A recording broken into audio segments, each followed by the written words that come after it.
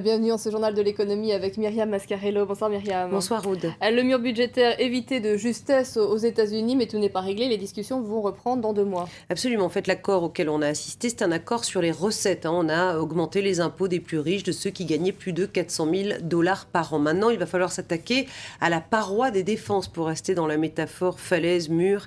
Donc les dépenses publiques, il va falloir les réduire et considérablement. Effectivement, le Congrès en fait a repoussé un débat inévitable qui aura lieu donc dans 2 mois, à la fois donc pour couper les dépenses et pour relever le plafond de la dette qui est fixé par la loi aux États-Unis et qui est d'ores et déjà atteint. Alors explication en détail avec Axel Simon. Et l'accord tant attendu au Congrès est finalement arrivé et le mur budgétaire évité. Démocrates et républicains se sont entendus pour augmenter les impôts des 2% d'Américains les plus riches. Les revenus au-dessus de 400 000 $ seront taxés à presque 40%. Des économies qui s'élèvent à 600 milliards de dollars sur 10 ans. Le pouvoir d'achat de la classe moyenne est donc épargné. C'était le cheval de bataille des démocrates, car la consommation aux États-Unis est le moteur de la machine économique et le retour de la croissance est la priorité de l'administration Obama. Vu d'Europe, le diagnostic et donc les remèdes sont très différents. L'Europe opte pour l'austérité et pour la réduction des déficits budgétaires. Les États-Unis, eux, ne se préoccupent pas de ça pour le moment. Ils veulent que la croissance revienne, ce qui pourrait bien arriver. Mais il va y avoir des problèmes budgétaires. Et cela ne nous surprendrait pas que la note des États-Unis soit abaissée de nouveau. Mais la bataille est encore loin d'être finie car l'accord n'est que partiel. L'arbitrage sur les coupes budgétaires a été repoussé de 2 mois. Et l'autre bombe à retardement, c'est la dette. Je pense qu'on va de nouveau se heurter à des difficultés dès février, au moment où Barack Obama va présenter son budget pour 2014. Le problème, ça va être le plafond de la dette et le déficit budgétaire. Il s'élève à plus de 16 000 milliards de dollars. C'est inacceptable. Inacceptable et surtout ingérable pour la première puissance économique mondiale car le montant maximal de la dette aux États-Unis est fixé par la loi. Le Congrès devrait se réunir d'ici 2 mois pour relever encore son niveau. Voilà, et toute dernière réaction en date, celle du Fonds monétaire international qui qualifie cet accord, ce n'est pas une surprise, d'insuffisant et qui appelle donc à un plan complet pour assainir les finances publiques américaines. Néanmoins, pour l'instant, cet accord a été largement salué sur les places financières. À Wall Street, bien évidemment, qui est dans un vert émeraude ce soir avec un Dow Jones à plus de 35%, un Nasdaq qui a pris 3,07%, S&P 500 plus 2,54%. Mais même en Europe, en fait, ça a été largement salué, tout simplement parce que, en évitant de cisailler la croissance américaine, qui est un des moteurs de la croissance mondiale, eh bien, c'est toute la planète économique qui respire, qui pousse un soupir de soulagement. Donc, regardez en Europe, Paris a bondi de 2,55%, Londres s'est apprécié de 2,20% et Francfort a terminé en hausse de 2,19%. Malgré ces performances boursières, l'industrie européenne continue de tourner au ralenti. On a eu effectivement les indices PMI manufacturiers, c'est-à-dire en fait basés sur les commandes qui vont être passées à l'industrie manufacturière en zone euro.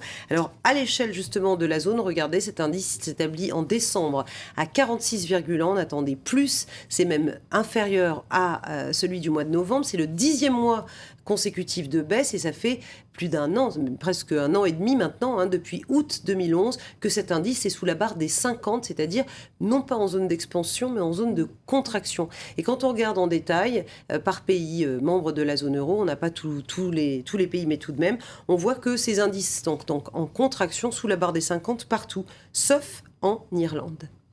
La crise frappe durement donc la zone euro et notamment le Portugal, où 2013 reste placé sous le signe de l'austérité. Et cet enjeu du budget est plus que jamais politique, Myriam. Le budget est effectivement actuellement vraiment au cœur du débat. C'est un budget d'austérité sans précédent qui prévoit 5,3 milliards d'euros, bien sûr, d'économies. Et 80% de ces économies sont financées par des hausses d'impôts. Et en première ligne, il y a les fonctionnaires et les retraités. Alors le président portugais a ratifié cette loi de finances afin de ne pas paralyser le gouvernement. Mais en même temps, il saisit aujourd'hui le Conseil constitutionnel portugais et il s'en explique. Tout le monde va être affecté, mais certains plus que d'autres. Ce qui soulève des doutes sur la répartition des sacrifices. J'ai donc décidé de saisir la Cour constitutionnelle afin qu'elle vérifie la conformité du budget 2013 à notre loi fondamentale. Et autre victime de la crise, Myriam, les constructeurs automobiles français. Effectivement, le marché français est vraiment déprimé pour ce qui concerne l'automobile. 2012 est une année noire, c'est la pire depuis 15 ans pour ce qui concerne les immatriculations. Elles ont reculé sur un an de 13,9% dans l'Hexagone et ce sont les constructeurs français qui paient le plus lourd de l'addition parce qu'ils sont positionnés sur le créneau moyenne gamme qui est un créneau qui s'adresse aux classes moyennes, lesquelles classes moyennes subissent une perte de pouvoir d'achat, subissent la crise, donc achètent moins. Et même sur le segment véhicules professionnels, puisque les entreprises se demandent de quoi demain sera fait, elles reportent leurs dépenses. Et donc, voilà, les constructeurs français perdent beaucoup cette année 2012 en termes d'immatriculation.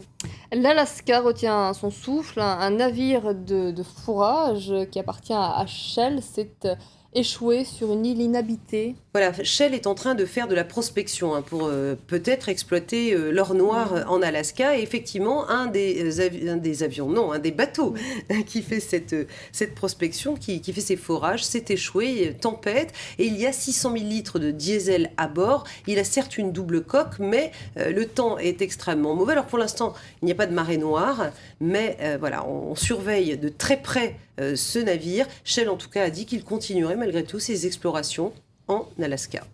ArcelorMittal tente de se refaire une santé financière et vend 15% de ses mines de fer canadiennes. Voilà, et il empochera à l'occasion 830 millions d'euros. ArcelorMittal, vous le savez, subit le recul de la demande d'acier en Europe et c'est un groupe qui est endetté. Maintenant, sa dette dépasse les 18 milliards d'euros, donc c'est une vente bienvenue.